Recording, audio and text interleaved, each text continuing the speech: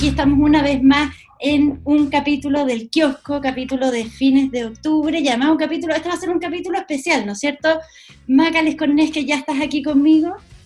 Así es, un capítulo especial porque estamos a muy poquitos días de una fecha histórica, un plebiscito de entrada para definir si queremos o no una nueva constitución, un plebiscito inédito, no solamente en la historia de nuestro país, sino también en el mundo, por varias cosas, así que bien vale la pena de repente ponerse los anteojos de referéndum para mirar la prensa internacional y ver cómo el mundo nos está mirando en estos días tan convulsos a ratos para nosotros, pero también a mí por lo menos me da mucho nervio cuando hay esta previa cita electoral, las liturgias democráticas me encantan, entonces yo creo que poco a poco empiezan los nervios, entonces es Sí, bueno de el repente problema ver es que cómo nos miran. el coronavirus nos arruina un poco la previa electoral y las liturgias, porque estamos teniendo que tomar Totalmente. medidas desde que no se puede ir, a menos que Sí, porque las precauciones liturgias con para los toda la gente, niños. Mm. Bueno, pero entonces, ¿qué hicimos nosotros con la Maca en este número especial, en este capítulo especial del kiosco?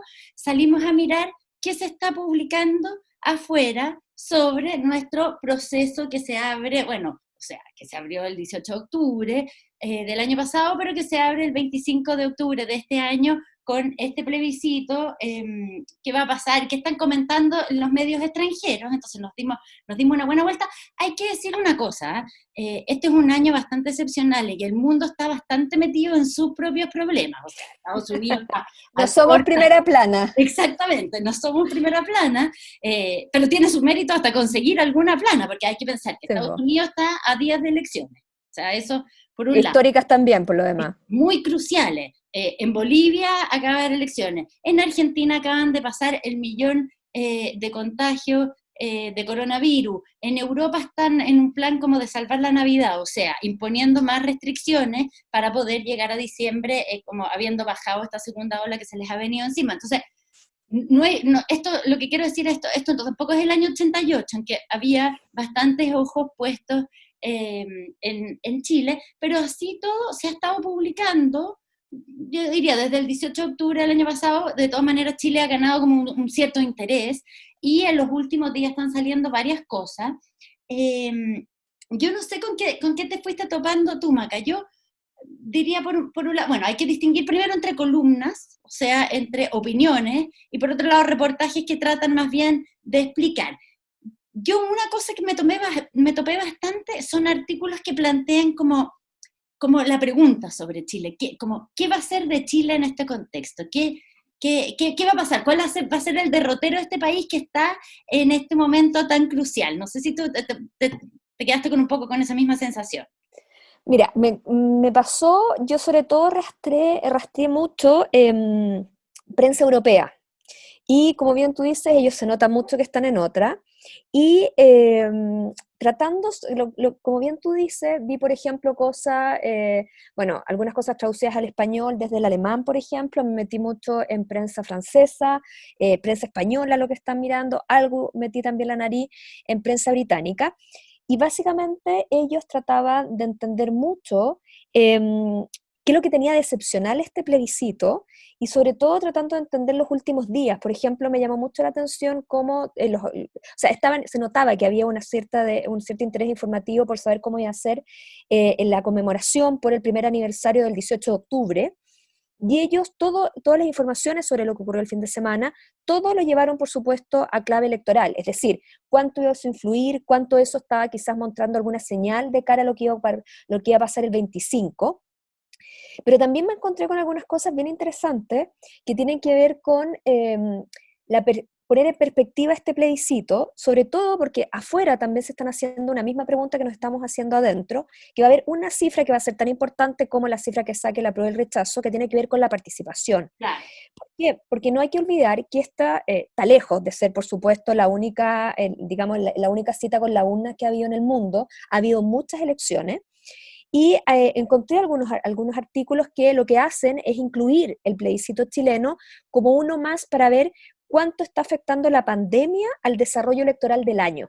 Claro, porque Por ejemplo, en nuestro sector, en nuestro barrio, la primera elección que hubo fue la del domingo en Bolivia, pero en Bolivia el voto es obligatorio. Aún así, había bastante nervios y la gente se iba a presentar a votar, pero fue muy alta la participación, pero claro, también bastante empujada porque el voto es obligatorio. Fíjate que este año, y esto fue un buen dato que encontré en la Deutsche Welle, que es la agencia alemana pública de información, digamos, una de las mejores agencias europeas de hecho, y tiene un muy buen servicio en español también. Digo, por si de repente alguien quiere consultar directamente, ellas nutren de información a muchas de las notas que se hacen, sobre todo, bueno, en prensa alemana por supuesto, pero también, por ejemplo, la prensa francesa se nutre mucho de la Deutsche Welle, porque tienen muy buenos hilos informativos. Por ejemplo, contaban que de las 154 votaciones previstas para este año en el mundo, casi el 55% se mantuvo en su fecha original. Una de las que no mantuvo su fecha original fue nuestro plebiscito, es decir, más de la mitad de las elecciones sí se pudieron realizar, algo que uno pensaría que con la pandemia no se había logrado. Eh, y ya se han realizado, de hecho, 23 de las que fueron pospuestas. Y una de las que falta es la chilena. Por ejemplo, todas las que estaban pospuestas, una de las tantas que faltan es la chilena. Y otra cosa interesante que tiene que ver con la participación es que si uno saca el promedio mundial de participación en elecciones, y es una de las cosas que recogen en este artículo, el promedio en participación está en torno al 64%. Claro, ahí uno tiene que meter muchas elecciones que tienen voto obligatorio y eso te cambian. Pero bueno, no es una mal cifra. 64% en época de pandemia no está mal. O Por sea, lo tanto, está muy bien. absolutamente. Por lo tanto, hay que ver bien cómo se van a manifestar los votantes chilenos. Y lo otro, que también lo vi en este artículo y me parecía súper interesante, es que muchos desde Europa se preguntan cuánto estaba haciendo el servicio electoral chileno por facilitar la votación. Porque no hay que olvidar que, por ejemplo, está el famoso caso croata, que fueron muy ágiles en permitir ciertos mecanismos de votación que no estaban contemplados en sus legislaciones, básicamente para permitir, digamos, que más gente pudiera votar. En ese sentido, por ejemplo, algunas crónicas hablaban de que el sistema chileno se había demostrado ser no solamente poco flexible, sino en algunas ocasiones muy anticuado. Por ejemplo, ellos dan cuenta que nosotros todavía no tenemos permitido el voto correo, por ejemplo, Claro. que no tenemos permitido mover las urnas, y por lo tanto también dicen que nuestro sistema electoral, de cierta manera, no solamente está puesto a prueba, sino que ha demostrado que está lejos de ser un Que sistema electoral preparado para estas contingencias. nuestro sistema en general es muy leguleyado, o sea, en términos de que hay que hacer grandes reformas para hacer cualquier tipo de cambio. Entonces no es muy Sí, flexible, hay que cambiar leyes completas. Por exactamente, ejemplo, leyes los alemanes constitucionales, con altos quórum. recalcan, por ejemplo, que a ellos les llama mucho la atención que las familias voten separadas, algo que para nosotros, o sea, no solamente era obvio hasta hace unos años, de hecho yo creo que nadie, el día que le cuentan a los alemanes que votábamos hombres y mujeres separados, Sí, ya se les de porque parar los pelos. el voto mixto es una novedad de un Para par de nosotros años nada, atrás. desde hace un par de elecciones atrás. Bueno, y piensa que Pero a ellos también les llama la es una... atención que exista eso, digamos, que las familias voten en locales distintos y dicen que eso puede perjudicar la participación en un Claro, minuto. no Y es facilita algo que ya mucho. está arriba de la mesa. Bueno, y piensa también que también en este país es una novedad el voto en el extranjero. Ah, bueno, A ti también. te pasó y a mí también me Sí, alcanzó a po. pasar que no pude votar en una elección estando afuera y da una rabia no poder votar. No, y además que es injusto porque uno finalmente es el Estado el que no te pone los mecanismos para que tú puedas ejercer un derecho, porque nadie te ha quitado ese derecho, o sea, no estamos ni condenadas, no hay nada que nos diga, es un derecho que tenemos y el cual el Estado no respondía para garantizar el derecho, lo mismo que le pasa a la gente que está, digamos, en prisiones preventivas o que está detenida y que no va a poder votar, digamos, porque el Estado no ha previsto los mecanismos para que esa gente pueda ejercer su derecho a voto, estamos al debe, digamos, en eso.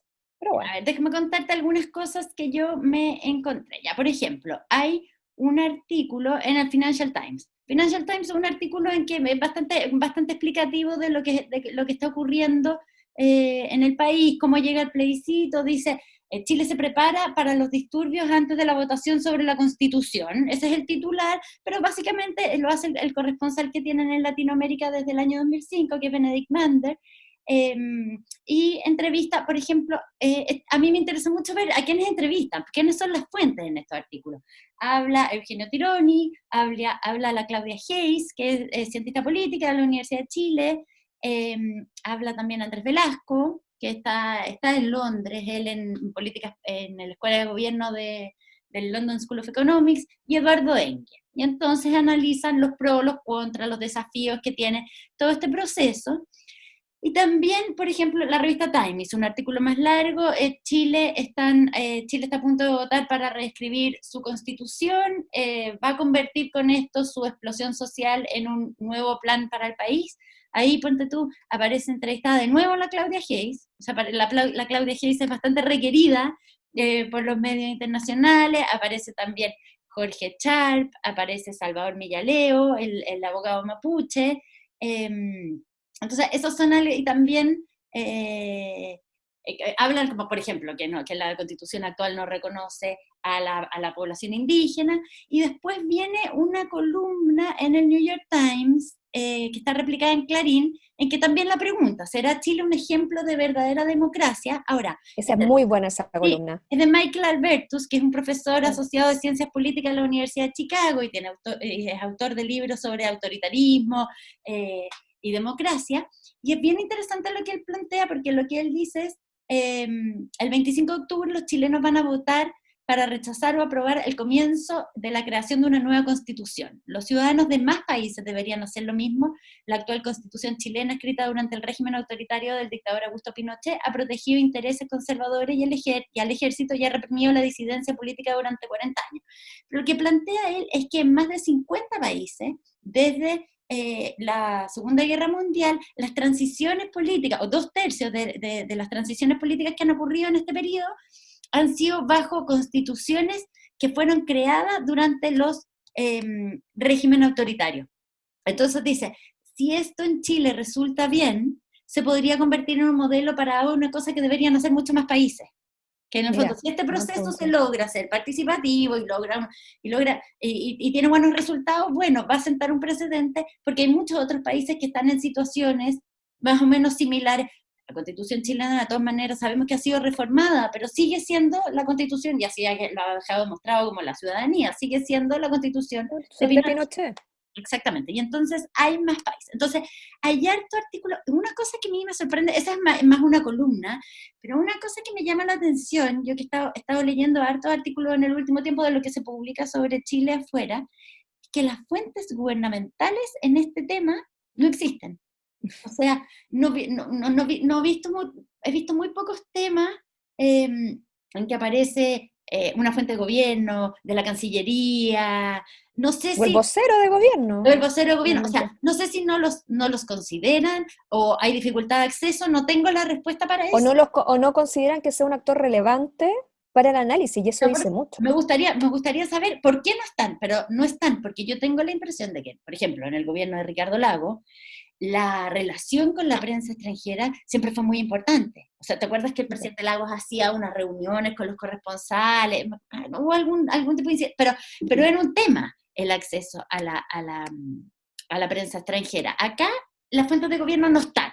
No sé si en el país, ¿tú viste algún artículo? Sí, yo estuve ahí la corresponsal es la Rocío Montes, que es una periodista chilena con mucho acceso, carrete. Mucho carrete. Ella escribe regularmente en el Diario Financiero excelentes crónicas políticas. Ella trae, claro, lo que pasa es que en el país, por lo menos las últimas crónicas, fueron justo poco después del fin de semana, entonces ahí también cuenta lo que ocurrió durante el fin de semana, y ella, claro, por ejemplo tiene cuñas de Patricio Santamaría, que es el presidente del directorio, digamos, del Consejo Directivo del CERVEL. Vienen también, cita también algunas de las frases de personeros de gobierno, y ella lo que hace más bien es como un paneo de lo que ocurrió durante ese fin de semana, digamos, todo lo que ocurrió no solamente en las manifestaciones, también en los incidentes que hubo, también lo que ocurrió, por ejemplo, en La Victoria. Hace todo un paneo de lo que fue el fin de semana, anunciando lo que viene el próximo fin de no es de tanto análisis como si son algunos de los artículos que saca la prensa anglosajona, porque además la Rocío está permanentemente informando. Entonces creo que eso hace que algunas notas sean más informativas. No es una nota aislada, sino que ella publica mucho más seguido. Publica mucho más regularmente. Verdad, entonces, claro, ella trata... Probablemente en España les interesa un poco más, y además, no solamente al público del país, que es bastante latinoamericano también, le interesa más el proceso acá que lo que puede interesar en otros países. Totalmente. Lo que es interesante, lo que siempre llama la atención, es cómo ella trata, por ejemplo, cuenta que lo que es la Plaza Italia, claro, cuenta que lo que es la población de La Victoria, claro, ella tiene que explicarle a un europeo cuáles son, de cierta manera, las coordenadas de esta ciudad y cuáles son los ejes, porque cuando uno habla de Plaza Italia habla de algo simbólico. A mí me gusta mucho ese ejercicio, a mí me gusta leer las notas de Chile para el extranjero, porque te hacen ver cosas que uno da muy por sentadas cuando está trabajando Sí, para la interna. Eh, totalmente. entonces te obliga a reflexionar sobre ciertas cosas. Claro, ¿qué es la Plaza Italia? Es una buena pregunta. Por eso yo Claro. leo harto las notas de la Rocío, porque tiene que hacer ese ejercicio y es un súper buen ejercicio. Ahora, No, total. Y también te obliga, por ejemplo, el ejercicio contrario. Yo fui mientras yo viví fuera, yo fui corresponsal para el Mercurio y otros medios, y a mí me tocaba hacer, bueno, mandar mis crónicas de lo que estaba pasando de política europea y española. Y era también el ejercicio cómo traducir ciertas cosas que pasaban allá a, entre comillas, lenguaje o realidades que para el chileno fueran familiares. Porque tú, claro, por ejemplo, el sistema político español, o más que en el sistema territorial, no es un sistema federal del todo, pero uno tenía que explicarles, bueno, por qué de repente hablamos de un parlamento que está en una región, en un parlamento nacional, o por ejemplo, ellos tienen varias policías, algo que para nosotros no existe. Entonces tienes que explicarles bien, bueno, cuando hablamos de la Guardia Civil, estamos hablando algo parecido a Carabineros, cuando hablamos algo de esto parecido a no sé qué, o de repente ciertos cargos que para nosotros no existen y hay que explicarles bien cuáles son las atribuciones de ese cargo. Además, ellos tienen sistemas políticos distintos, un sistema parlamentario. Entonces, de repente a ti te preguntaban, bueno, ¿por qué no hay una moción de censura contra Pinochet, perdón, contra Piñera? Dicen, no, porque nosotros somos un sistema presidencial, por lo tanto no hay moción de censura. Entonces, ciertas cosas hay que traducirlas o consecuencias que para quienes vivimos todo el rato en una realidad son obvias, para el que está afuera no. Entonces uno tiene que ponerla. Fíjate que quería mencionar algo que me parece súper interesante, no solamente para el tema de que está viviendo Chile. AFP, que es la agencia de informaciones francesa, que es France Press, ellos tienen un súper buen sistema de fact-checking. Están desarrollando uno hace muchísimo tiempo, que se llama Factual. Ellos, de hecho, es factual.afp.com, y ellos nutren de mucho de su fact-checking a medios de todo el mundo. Y lo interesante es que están sometiendo a fact-checking ciertas informaciones que están saliendo desde Chile. Y una de las que sometían es una imagen que empezó a circular mucho por redes sociales y llegó hasta Europa, que tiene que ver con que si eventualmente, por ejemplo, el apruebo ganaba por sobre el 80%, eso se transformaba en un plebiscito revocatorio para el presidente Sebastián Piñera. Y dicen que eso circuló mucho, mucho por redes sociales, y mucha gente se preguntó en Europa si era efectivo, que si el plebiscito, el apruebo ganaba por 80%, eso obligaba a que el presidente Sebastián Piñera tuviera que abandonar la moneda. Bueno, fue tanto el interés que AFP, la agencia francesa, dedicó a un equipo a investigar esto y entrevistaron a constitucionalistas como Domingo Lovera, otros tantos constitucionalistas, por ejemplo, la Universidad de los Andes también, para que dijeran si esto era verdad o mentira. Obviamente los especialistas chilenos consultados dijeron que esto no tenía que ver nada, porque no, ni claro, una son cosa con la procesos otra. independientes. No, y ni siquiera, o sea, no puede gatillar por ningún motivo un referéndum Yo te digo, revocatorio que en el una acuerdo cosa, es político un camino totalmente distinto. totalmente diferente, y que el camino, digamos, el acuerdo, esto se va a hacer un acuerdo que se tomó hace un año, y en ese acuerdo no estaba para nada la figura del presidente Sebastián Piñera sobre la mesa, y lo dejan claro. De hecho entrevistan, por ejemplo, a otro especialista en la Universidad de los Andes, Sebastián Zárate, también constitucionalista, y dice, nunca se planteó ni está dentro del acuerdo de paz. Lo interesante es que yo vi esto y dije, ay, pero esto es una tontería, y me metí, y esto también ha estado circulando muy fuerte dentro de Chile, en ciertos sectores. Entonces me llamaba la atención cómo se hace un fact-checking, no eventualmente dentro del país, sino afuera, por algo que ya ha comenzado a llegar a medios Claro, que ya internacionales. está llegando, de algún lado Claro, llega. totalmente.